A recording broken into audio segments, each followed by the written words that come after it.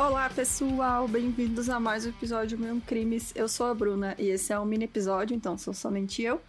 E o recado de hoje é apenas dê uma olhada lá na nossa loja, loja.milemcrimes.com.br. Tem camiseta, caneca e adesivo para vocês e os estoques são limitados, então aproveita antes que acabe, que a gente não sabe quando volta.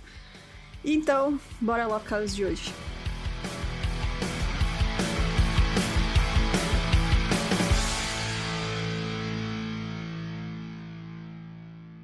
Na manhã do dia 25 de agosto de 2011, no prédio em obras do Ministério Público Federal, na Avenida João 23, na zona leste de Teresina, no Piauí, um corpo foi encontrado pelos operários que ali trabalhavam. Esse edifício fica ao lado da sede da Polícia Federal e logo a jovem estudante de Direito, Fernanda Lages, de 19 anos, foi identificada como a vítima.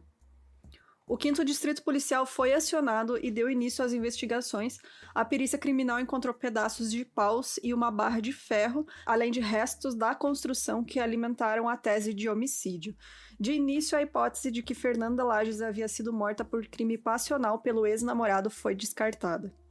Então, alegando falta de estrutura, o delegado na época, Mamed Rodrigues, até então titular do 5º DP, ele transferiu o caso para GRECO, que é o Grupo de Repressão ao Crime Organizado. Ao todo, 5 delegados especializados em crime organizado passaram a investigar sobre a morte da estudante. Funcionários da obra, além de pessoas próximas a Fernanda, foram ouvidos e deram depoimentos. Quase um mês depois da morte da Fernanda, o médico legista Antônio Nunes, do IML de Teresina, revelou detalhes sobre o laudo cadavérico da estudante, afastando quase que totalmente a possibilidade da Fernanda ter cometido suicídio. Ele afirmou que a morte dela foi causada por traumatismo craniano e que ela recebeu pancadas em sequência que provocaram várias lesões espalhadas pelo corpo. A Polícia Civil, entretanto, concluiu que a Fernanda teve uma morte violenta, entre aspas. Esse foi o resultado do inquérito deles. Enquanto a Polícia Federal encerrou o inquérito admitindo que a Fernanda ou teria se jogado do alto do prédio ou caiu acidentalmente. O Ministério Público, através dos promotores de justiça Eliardo Cabral e Ubiraci Rocha, não aceitaram os resultados dessas investigações e admitiram que a Fernanda foi assassinada. E essa demora, na elucidação do caso, junto com essa suspeita de que ela teria se jogado, só aumentou a indignação dos amigos e dos familiares, que eles diziam que não existia motivo nenhum para a Fernanda ter se jogado daquele prédio. E eles realizaram vários protestos na cidade na época para pressionar as autoridades para alguma resolução do caso, Então, com isso, o Ministério Público entrou no caso e passou a apurar a morte da Fernanda. Então, além do promotor de justiça João Mendes Benigno Filho, que já havia sido designado inicialmente, então entrou o Biraci de Souza Rocha e o José Eliardo de Souza Cabral.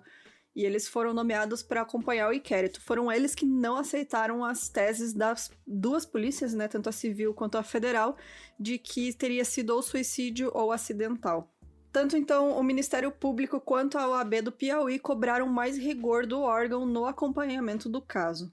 Então, o promotor Eliardo ele fez várias declarações de que haviam provas do assassinato da Fernanda, incluindo a seguinte, abre aspas, no tocante à autoria deste crime, pois agora nós sabemos que se trata de crime de homicídio com mais de uma qualificadora, é de que a autoria é coletiva, uma vez que nós temos a identificação de um dos autores. Pelo que nós apuramos, ele não esteve na cena do crime, ele não esteve no local, esse que já identificamos. Da mesma forma que já estamos no encalço do indivíduo que muito provavelmente esteve conduzindo a vítima do local de onde ela caiu. Fecha aspas. Então, entre essas provas que a promotoria alegava ter, eles diziam que uma delas se tratava de uma pegada de um pé tamanho 43 e que seria um homem branco, rico, alto e um figurão da política. Isso tudo eles se baseavam em depoimentos. Teve depoimento tanto da tia da Fernanda quanto de um trabalhador da obra lá do prédio onde ela caiu, que disse que tinha visto ela entrando na obra com um rapaz alto e branco.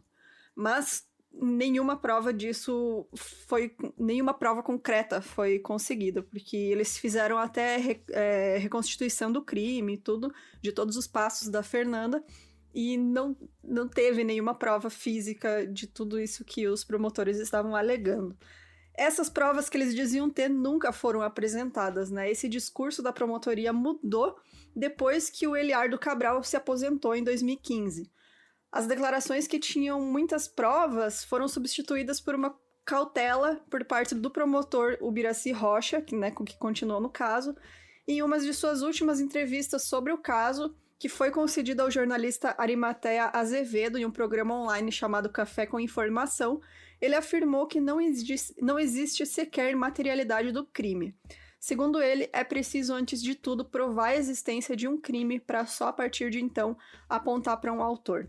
Ele já contradiz todas as afirmações deles mesmos, dos promotores, dele e do outro, né, que trabalhava com ele, que era o Eliardo, de que haviam um caminhão de provas, como eles mesmos falavam. E a reportagem do portal 86.com.br, eles usaram várias entrevistas dos promotores, eles compilaram tudo isso, assistiram tudo, que estão todas disponíveis no YouTube, e eles separaram quais teses do caso já teriam sido apresentadas, mas nunca confirmadas ou debatidas pelos promotores.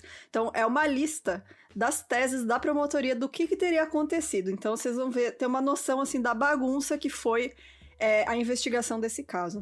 Primeira, a Fernanda teria sido morta por queima de arquivo. Ela estaria fazendo chantagem a pessoas poderosas com uma filmagem de uma suposta reunião para tratar de um esquema de desvio de recursos públicos. Segunda, a Fernanda teria sido morta por fazer parte de uma conexão de prostituição internacional e, ao se negar a continuar no esquema, ela foi eliminada por um grupo poderoso. Terceira, a Fernanda teria filmado pessoas importantes em orgias e por isso foi assassinada.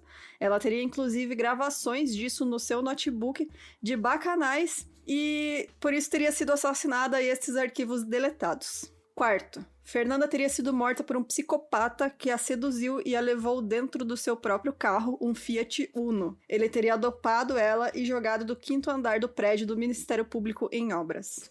Quinto, Fernanda estaria chantageando um poderoso figurão para ir morar na Europa e por isso ela foi assassinada. E o sexto, como sempre o favorito, né, da galera, ela estaria envolvida com magia negra e cultos secretos e teria sido assassinada em rituais satânicos. Mas as investigações foram concluídas e nenhuma dessas teses levantadas pelos promotores se confirmou. A Polícia Civil chegou a ser criticada porque afirmou que o caso apontou apenas para uma morte violenta, como eu havia comentado antes, e o delegado-geral na época, o James Guerra, ele foi à imprensa e disse que as investigações foram até onde puderam ir. Entrou o governo federal via o Ministério da Justiça e a Polícia Federal pôs os melhores investigadores vindo de outros estados exclusivamente para trabalhar no caso da Fernanda.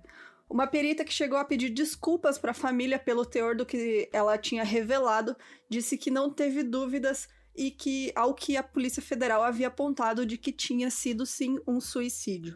No dia 10 de agosto de 2020, agora não muito tempo atrás, 9 anos depois da morte da Fernanda, o caso foi arquivado pelo Ministério Público. O promotor João Malato, que é responsável agora pelo processo, requereu pelo arquivamento, alegando o seguinte, abre aspas, a ausência de provas no tocante à autoria do delito, bem como constata-se a impossibilidade de suprimento desta carência, fecha aspas. Ou seja, eles não têm provas suficientes para determinar o que realmente aconteceu com a Fernanda e o caso está sendo arquivado, porém pode ser reaberto se a polícia encontrar novas provas, né, que trariam uma investigação, uma nova linha de investigação possível. E é isso, gente, a morte da Fernanda continua até hoje um mistério, ninguém sabe se realmente foi suicídio, se foi assassinato. Tanto a polícia, quanto o Ministério Público, quanto a imprensa da época também é responsável pela bagunça nesse caso, porque foram muitos boatos e foi muita irresponsabilidade que foi sendo jogada e atrapalhou demais as investigações e também a opinião popular, né? Que hoje em dia, acho que independente se conseguirem provar mesmo que foi suicídio, ainda vai ter gente que vai duvidar de acordo... tudo pelo que fizeram na época. Mas é isso, gente. Se você tiver qualquer sugestão de caso, manda pra gente no e-mail miluemcrimes@gmail.com. Entra lá no site miluemcrimes.com.br, apoia a gente. A partir de R$15 mensais você escuta as gravações ao vivo do episódio principal. e também ganha descontos na nossa loja. E é isso. Obrigada pela companhia. Até semana que vem. Tchau.